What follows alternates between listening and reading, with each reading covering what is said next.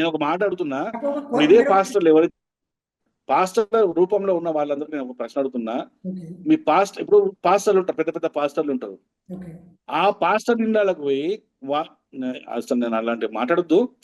నేను జనరల్ ఒక టాక్ మాట్లాడుతున్నాను. ఆ చెప్పండి. పాస్టర్లో ఉన్న వాళ్ళ కూతుర్లనో వాళ్ళ ఇంట్లో ఆడపిల్లలనో ఏదైనా జరగకుండా ఎవరైనా పోయి జయిస్తే వాళ్ళని క్షమిస్తారా పాస్టర్లు? లేదు, ఎవరు క్షమించట్లేదు. అదే అది మరి ఏం మరి ఇదేం కాన్సెప్ట్ ఇది?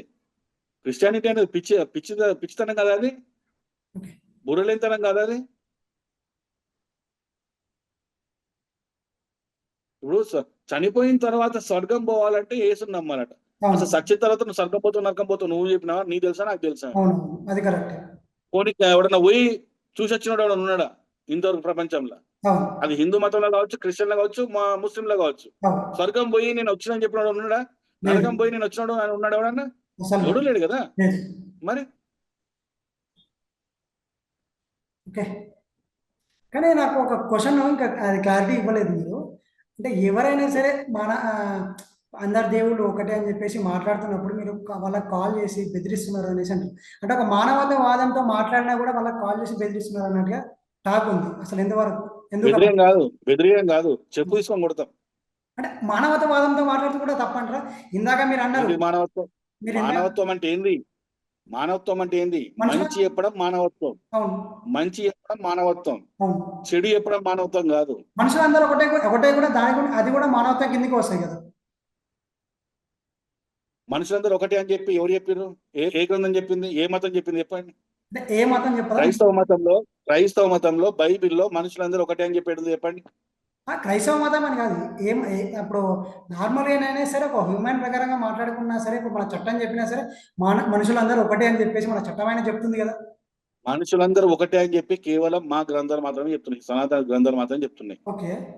మనం మనుషులా బ్రతకాలి, తప్పు చేయకుండా బ్రతకాలి, నీతి నిజాయితీగా బ్రతకాలి, ఓకే. పాపాలు చేయకుండా బ్రతకాలని చెప్తున్నది. ఆ, దాన్ని నమ్ముదాం, అందరం నమ్ముదాం. అవును. అంతేగాని నువ్వు చెప్తే ఈ విధంగా చెప్పు నువ్వు. అంతేగాని అన్య మతస్థుడు అని చెప్పేసి క్రైస్తవ మతం అంటుంది. నువ్వు నువ్వు ఏది ముస్లిం మతం కూడా మనల్ని ఏది అంటే వాడి మతస్థులాగా వాడిని అవును. తోపుట్టులాగా చూస్తలేడు. అవునవును. చూడనప్పుడు ఎందుకు మనకు? కాఫీర్లు అంటున్నాడు. ముస్లిం మతమే మన కాఫీర్లు అంటుంది, క్రైస్తవ మతం అన్య మతస్థుడు అన్నప్పుడు ఆ రెండు మతాలు అంటే ఈ మూడు మతాలు ఒకటే అని ఎట్లా చెప్తావు? శ్రీరాముడు చనిపోతే, శ్రీరాముడు ఉన్నాడు కదా, సో ఆయన చనిపోతే జోహార్ అనాలి కానీ జయ హో శ్రీరామ్ అనేసి ఎందుకు అంటారు అని చెప్పేసి అజయ్ బాబు గారు అన్నారు. దానికి మీరు ఏమంటారు? దానికి సమాధానం ఏంటి? అదే ఇప్పుడు సైకోలు అన్నాం కదా ఇంత ముందే. ఎవడో తాగి చచ్చిపోతే, ఎవడో తప్ప తాగి చచ్చిపోతే అది హిందువులు చంపారు అని చెప్పేసి ప్రచారం చేసిన దాంట్లో మొట్టమొదటి వ్యక్తి వాడే. ఓకే. వాడికి ఏంటంటే అర్జెంట్ గా ఫేమస్ కావాలి. ఉమ్. ఇప్పుడు జోహార్ అన్నాడు. ఆ, సరే మరి ఏసన్ కూడా 3 మూలలు కొట్టి రోడ్డు మీద ఈడ్చుకుంటూ తీసుకొని పోయి, జుట్టు పట్టుకొని ఈడ్చుకుంటూ తీసుకుపోయి మొలలతో మేకులు కొట్టి ఒళ్ళంతా గుణపాలతో పర్వతం కుచ్చి వచ్చేస్తుంది. అవును. పొడిచి డొక్కలో ఒడిచి ఒక చెట్టు రెండు చెట్టు కొమ్మలకు రెండు కట్టెలకు తీసుకొచ్చి ఏలాడ తీసిండు, అవును. చంపేసారు. మరి ఇప్పుడు మేము కూడా జోహార్ అనాలా? వాళ్ళు జయహోన్ జోహార్ వేసి ఉన్నారు. వాళ్ళు జయహోన్ జోహార్ అన్నారు కదా. అదే జోహార్ అనాలా మేము కూడా? ఓకే. చంపిరు కదా, ఓకే. మనిషి చేతితో చనిపోయింది కదా. ఆ చావు కూడా ఎలాంటి చావు అంటే అసలు దారుణమైన చావు. ముఖం మీద ఉంచిర్రు. ఓకే.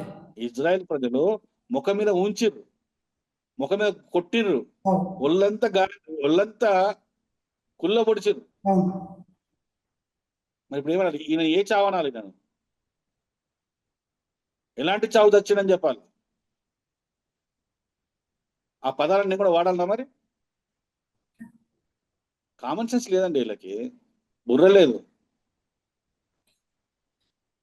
ఇక్కడ శ్రీరాముడు సరైన నదిలోకి పోయి తన అవతారాన్ని చాలించిండు. చావలే, అవతారాన్ని చాలించి విష్ణువుగా మారిండు ఆయన. ఆహా. అదే రామాయణం చదివితే తెలుస్తుంది. ఆ ఓకే. రామాయణంలో చిట్ట చివరి 3వ వాల్యూంలో స్పష్టంగా రాసింది. ఆయన సరైన నదిలోకి వెళ్ళేసి తన అవతారాన్ని చాలించి రాముడు విష్ణువుగా మారిపోతాడు, తన ఓకే. ఒరిజినల్ అవతారానికి వెళ్తాడు. అప్పుడు మొత్తము అక్కడ మొత్తము దేవదూతలందరూ సార్ దేవి దేవతలందరూ వస్తారు. ఓకే. దేవి దేవతలందరూ వస్తారు. వచ్చి అందరు పూలు చల్లుతారు రాముడి మీద, విష్ణువు మీద. వీళ్ళు చదివితే తెలుస్తుంది కదా. ఇవన్నీ అక్కడ రాసి ఉన్నాయి ఆల్రెడీ. ఓకే. ఇవి కనపడే వాళ్ళకి.